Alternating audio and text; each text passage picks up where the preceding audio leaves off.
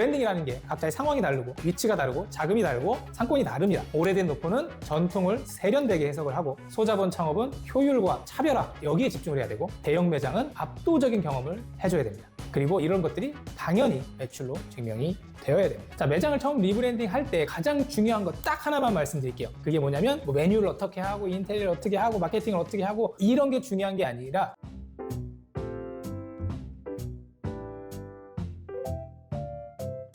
안녕하세요. 외식업 브랜드 만드는 제이아빠입니다. 많은 분들이 저한테 여쭤봅니다. 리브랜딩 얘기 맨날 하는데 리브랜딩 하면 진짜 매출이 오르냐? 아니면 그냥 인테리어 예쁘게 하고 새롭게 하고 해서 사람들한테 이목 끌고 끝나는 거 아니냐? 라고 질문하시는 분들이 계세요. 그래서 오늘은 그 답을 드리려고 합니다. 잘된 매장들만 데리고 와서 이건 이렇게 했고 이렇게 말씀드리는 게 아니라 가장 최근에 리브랜딩 했던 곳 3곳 정도의 사례를 보여드리고 비포와 애프터 그리고 실제 매출 변화까지 가감없이 보여드리도록 하겠습니다. 좋아요와 구독 눌러주시고 시작하도록 하겠습니다. 첫 번째 사례는 광주 운암동에 위치한 국일현방이라는 곳이에요. 작년 8월에 처음 미팅하고 10월 초에 다시 오픈을 한 곳인데 이곳은 원래 30년 동안 한 자리를 지킨 국일관이라는 고깃집이었어요. 단골은 이제 좀 있었지만 주 고객층이 50대, 60대 이상으로 고령화되어 있었고 지역 분포도를 봐도 60대 이상의 인구가 압도적으로 많이 거주를 하는 위치였어요. 월 매출은 한 3천에서 4천 정도 수준이었고 그리고 작년에 폭우로 매장이 침수되면서 리브랜딩을 하게 됐습니다. 자, 매장을 처음 리브랜딩 할 때 가장 중요한 거 딱 하나만 말씀드릴게요. 그게 뭐냐면 메뉴를 어떻게 하고 인테리어를 어떻게 하고 마케팅을 어떻게 하고 이런 게 중요한 게 아니라 이 매장은 앞으로 누구를 위한 매장이 될 것인가 요거 하나만 집중을 하면 됩니다. 요거 하나가 딱 잡아서 방향성이 잡히면 나머지 메뉴고 마케팅이고 인테리어고 소품이고 뭐든지 간에 다 그 방향성대로 따라가면 됩니다. 그래서 저는 이곳을 기획할 때 딱 하나만 봤습니다. 여기가 아파트 단지고 조금 고령화되어 있는 지역이긴 하지만 1km 내외 900m 정도 위치에 기아자동차 공장이 있었어요. 직원이 8,000분 정도 된다라는 아주 큰 회사가 있었는데 그 직장인들이 조금 멀더라도 찾아올 수 있는 고깃집을 만들자. 그들을 위한 고깃집이 되자. 그리고 그들을 위한 고깃집을 잘 해놓으면 가족 단위도 충분히 올 것이다 라는 생각으로 만들게 되었어요. 그럼 1km 정도를 뚫고 차 타고 오려면 지역의 랜드마크가 돼야 된다고 저는 개인적으로 생각을 했거든요. 그래서 첫 번째로는 공간의 변화를 주자. 원래 1층만 쓰던 고깃집을 2층까지 터서 2층에는 단체석도 만들고 가족 단위를 위한 룸도 만들고 1층은 훨씬 더 쾌적하게 만들자. 그리고 여기가 정말 찾아올 만한 고깃집이라는 것들을 여러 곳에서 노출을 해주자라는 의도로 공간을 기획하게 됐고요. 그리고 두 번째로는 문을 열자마자 가장 큰 대형 유리 쇼케이스에 육부실을 배치했습니다. 손님이 들어오자마자 좋은 고기를 바로 눈으로 두고 여긴 고기의 진심이구나. 쾌적하고 넓고 고기도 정말 제대로 취급하는구나 라는 거를 눈으로 확인하게 만들고 싶었고요. 그리고 여기 이름이 원래 국일관이었습니다. 국일관이라는 게 말 그대로 나라 제1의 집, 나라 제1의 공간 이런 뜻인데 국일관이라고 네이버에 검색을 하면 한 30개 정도 매장이 나옵니다. 그 30개 중에는 고깃집도 있고 콜라텍도 있고 부동산도 있고 한식집도 있고 심지어 녹음실, 횟집, 당구장도 있어요. 그래서 그 고급스러운 느낌이 전혀 들지 않았습니다. 그래서 국일관이라는 그 아이덴티티는 그냥 두고 뒤에는 현방으로 바꿔서 국일현방, 나라 제1의 고깃간이라는 컨셉을 만들고 거기에 네이밍을 그렇게 부여를 했습니다. 자, 그럼 결과를 한번 보면 오픈 직후 매출은 국일관 시절에 3천, 4천 하던 것들이 지금은 1억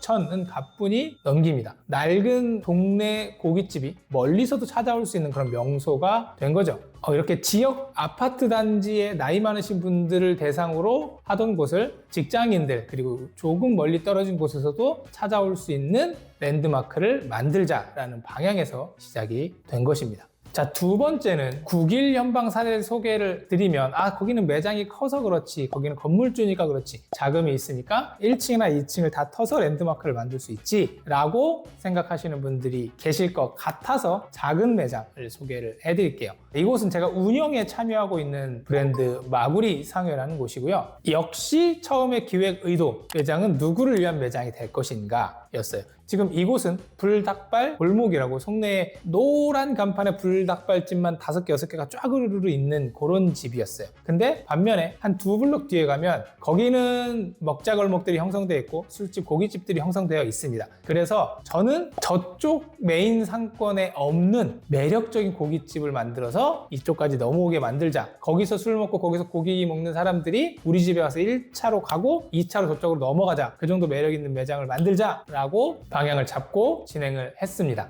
자, 그렇게 하기 위해서는 저 먹자골목에 있는 그 어떤 아이템과도 겹치면 안 돼요. 왜냐면 우리랑 똑같거나 비슷한 매장이 저쪽에 있으면 굳이 이쪽으로 넘어올 이유가 없죠. 그래서 하나하나 찾아오게끔 만드는 그런 작업을 했습니다. 첫 번째는 아까 말씀드린 것처럼 외관은 다 노란 간판이에요. 5개, 6개 매장이 죄다 노란 간판이었습니다. 그래서 저는 오히려 다른 느낌을 주고 싶었어요. 그래서 모던 빈티지 컨셉을 잡았습니다. 큰돈 들이지 않고 대신 옆에 다른 건물들이랑 차별화되게끔 눈에 띄게끔 만들어 주되, 다만 간판의 조명은 노란색으로 저녁에는 불 들어오게 해서 너무 이질감이 들지 않게 이렇게 했습니다. 그리고 큰 돈을 들이지 않고 AI를 활용해서 디자인 컨셉과 포스터 이런 것들을 만들어서 비용을 줄이고 그나마 지역에서 힙한 인테리어를 연출했습니다. 내부 인테리어의 색상, 그 다음에 액자, 구도 이런 것들은 AI를 통해서 구상을 했고요. 얼마 전에 제 영상에서도 소개해드렸는데 메뉴판, 주류 냉장고, 매장에 붙어있는 스토리보드 이런 것들 다 빼고 깔끔한 인테리어를 유지를 했습니다. 그리고 메뉴는 제가 이 마구리상의 영상에 댓글로 안 좋은 댓글을 진짜 많이 받았는데 상차림에서 상추와 깻잎, 야채 이런 것들을 뺐습니다. 그리고 그 돈으로 훨씬 더 퀄리티 있는 푸짐한 조개탕이랑 그리고 실제 멸치가 들어있는 멸치 뚝배기 짜글이를 서비스로 드리고 소스들도 다르게 만들었습니다. 그리고 마지막에는 직접 담은 사과청을 넣은 아이스크림, 실제로는 4,000원 정도에 판매하는 거를 무료로 서비스로 제공해드리고 있습니다.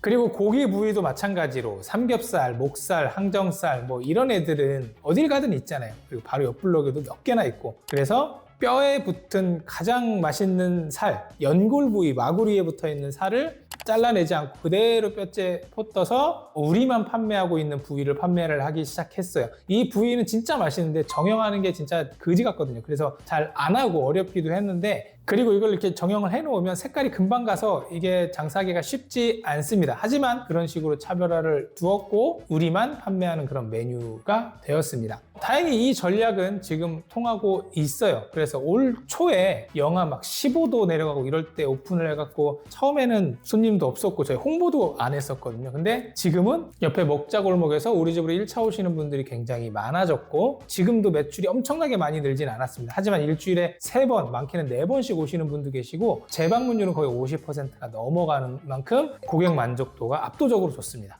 그래서 저는 시간이 들어가고 날씨가 좀 풀리면 훨씬 더 많은 매출을 올릴 수 있을 거라고 확신하고 있고, 더 매출이 오르면 제가 한 번 더 가서 소개를 해드리려고 합니다. 마지막은 남양주에 위치한 초대형 프로젝트 한강으로 온 장어입니다. 기획부터 오픈까지 한 1년 4개월 정도 걸린 대형 프로젝트고요. 여기는 애초에 한강뷰에 한 1000평 넘는 부지를 가지고 계신 회장님이셨는데 장어집을 만들고 싶어 하셨어요. 그래서 한강 부지에 가성비도 좋고 주차 공간이 넓으면 무조건 손님이 온다라는 생각으로 장어집을 기획하셨는데, 저는 역시나 이 장어집이 누구를 위한 장어집이 되어야 되는가를 먼저 생각을 했어요. 우선 장어집 하면 생각나는 게 100이면 100 다 똑같습니다. 남자의 스태미너, 보양식, 복분자, 아재들의 공간이라고 할 수 있죠. 근데 저는 의문을 가졌던 게, 왜 고깃집은 온 가족들이 가고 커플들도 가고 젊은 사람도 가고 많이 가는데 왜 장어집은 죄다 스태미너고 죄다 복분자고 죄다 아저씨들이 좋아하는 이런 곳이냐라는 의문이 들었고, 저는 온 가족이 고깃집처럼 무조건 이 집만이 가지고 있는 것들을 만들어서 이 집을 찾아올 수 있게 만들자라고 생각을 하고 기획을 하기 시작했습니다. 이렇게 방향이 잡히다 보니 할 일들이 이제 보이기 시작한 거죠.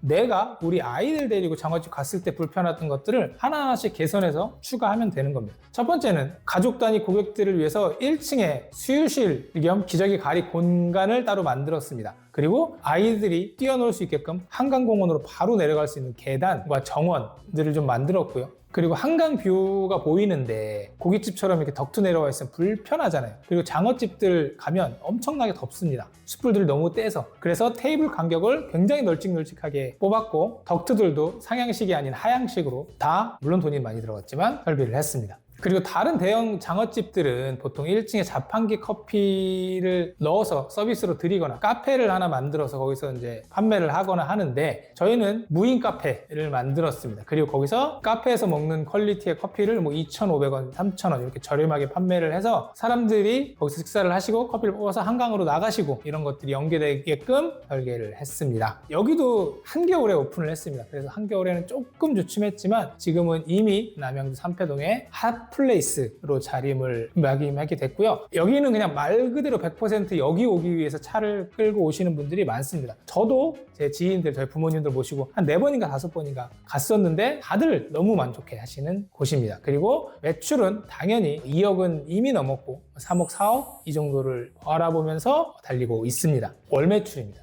지금 소개시켜드린 세 곳은 뭐 잘된 곳 몇 곳을 추려서 갖고 온 게 아니라 가장 최근에 했던 세 곳을 소개를 해드렸습니다. 브랜딩이라는 게 각자의 상황이 다르고 위치가 다르고 자금이 다르고 상권이 다릅니다. 그래서 계속해서 말씀드리지만 예쁘고 멋있고 잘 만드는 것보다 더 중요한 건 누구를 위한 브랜드가 될 것이냐를 먼저 정하고 그게 상황에 따라서 달라져야 되고 내가 표현하는 방식도 달라져야 됩니다. 오래된 노포는 전통을 세련되게 해석을 하고 소자본 창업은 효율과 차별화 여기에 집중을 해야 되고 대형 매장은 압도적인 경험을 해줘야 됩니다. 그리고 이런 것들이 당연히 매출로 증명이 되어야 됩니다.